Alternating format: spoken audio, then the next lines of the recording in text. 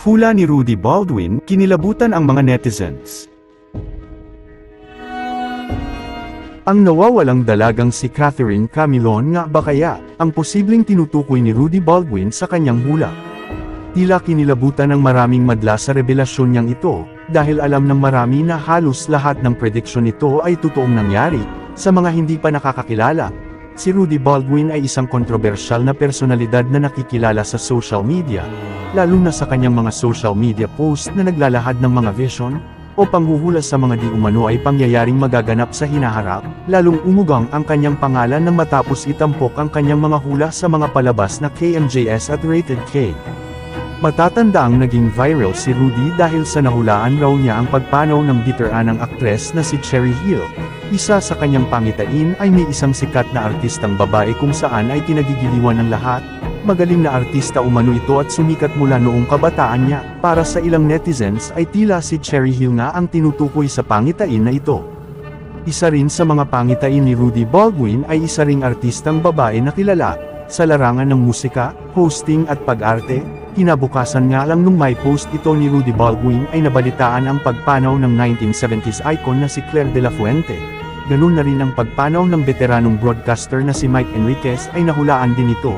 Bakit nga ba maraming madlang netizens ang kinulabutan sa hula ni Rudy Baldwin? Usap-usapan nga ngayon ang bagong post ni Rudy Baldwin na bago niya umanong vision. Ayon nga sa post niya October 6, 2023, #Batangas Vision, itong nakikita ko ay paulit-ulit ko na nakikita. Halos araw at gabi lagi lumalabas sa vision ko. Ayon pa nga rito ay nasa tao na kung papaniwalaan nila ang kanyang vision.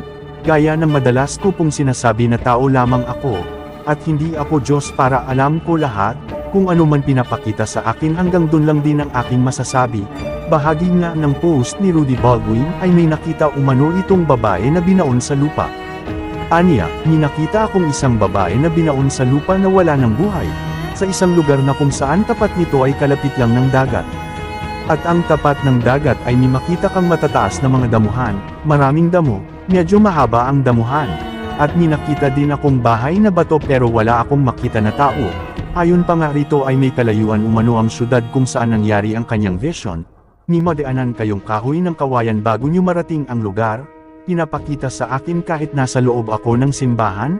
Nagsimba nakikita ko ang lugar isang babae, na animoy nag-ante lang na alamin at hanapin siya. Lagi lang natin tandaan na mag-ingat ang lahat palagi. At huwag kalimutan ang manalangin ng same time.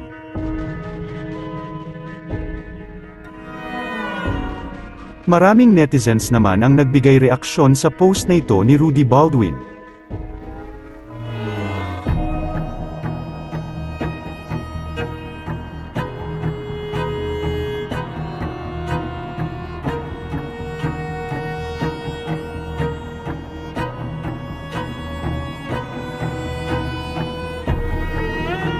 Hanggang sa ngayon nga ay hindi pa rin natatagpuan at nahahanap ng kanyang pamilya ang beauty queen na si Catherine Camilon. Samantala, alam naman natin na ang Diyos lamang ang siyang tunay na nakakaalam at may takda ng maaring mangyari sa buhay ng bawat isa sa atin.